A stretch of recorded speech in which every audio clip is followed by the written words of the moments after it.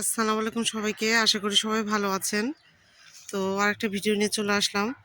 আজকে আমি মুরগির কলিজা দিয়ে পেঁয়াজ কলি ভাজি করব। তো আশা করি সবাই দেখবেন। তো চলেন শুরু করি। তো পেঁয়াজ কলিগুলো আমি আগেই আলুর সাথে পেঁয়াজ কলিগুলো কেটে নিছি। আর এখানে লবণ, হলুদ এবং কাঁচামরিচ একসাথে দিয়ে নিছি যাতে ভাজি করার সময় কোনো সমস্যা না হয়। তো এর জন্য প্রথমে তেল দিয়ে দিচ্ছি।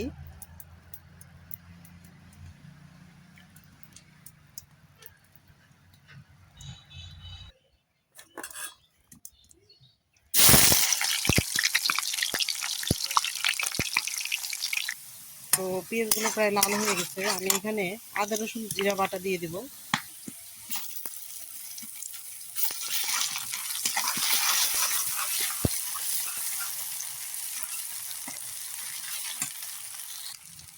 আদা রসুন জিরা বাটা একটু লবণ দিয়ে দিব, দিয়ে মশলাটা কষাই নিব। একটু পানি দিতে হবে। তো সরষের তেলগুলো একদম নতুন, সেই জন্যে মানে ভিতরে কিছু দেখা যাচ্ছে না। মশলাটা আমার কষানো হয়ে গেছে। এখানে আমি মুরগির কলিজাগুলো দিয়ে দিব। তো অল্প একটু মুরগির কলিজা দিয়ে কষানোর পরে আমি এখানে আমার পেঁয়াজ কলি আর আলু কেটে রাখা যেগুলো ছিল সেগুলো দিয়ে দিচ্ছি।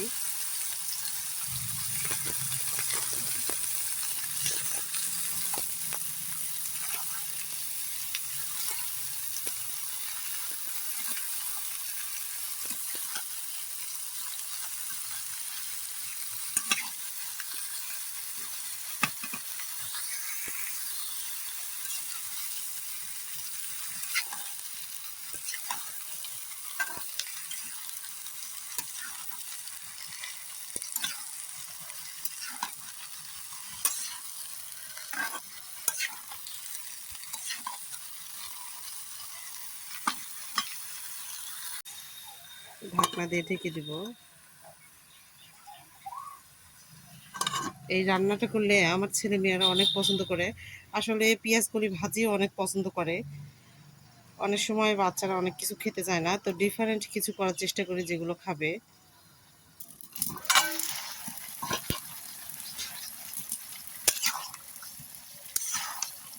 তো পেঁয়াজ কলি থেকে অনেক পানি উঠছে, এগুলো শুকাতে হবে।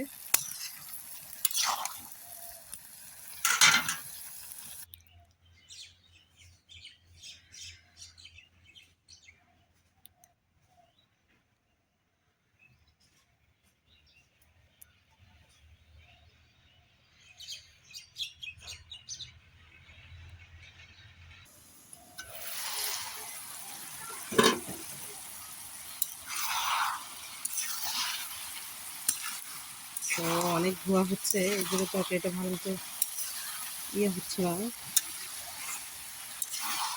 তো পানিগুলো প্রায় শুকিয়ে গেছে, এখন শুধু ভাজি করে নিলেই হবে।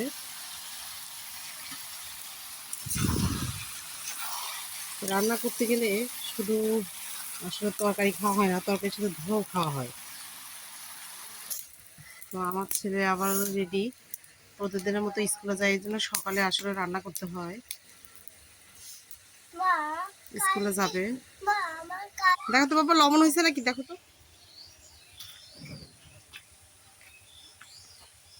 বা হাতে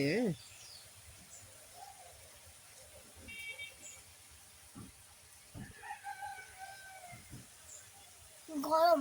আহ একটু সুদা। ওহো হো হো হো। তো ভাজিগুলো প্রায় হয়ে গেছে, আর একটু পরে নামাই দিব আর কি, আর একটু হোক।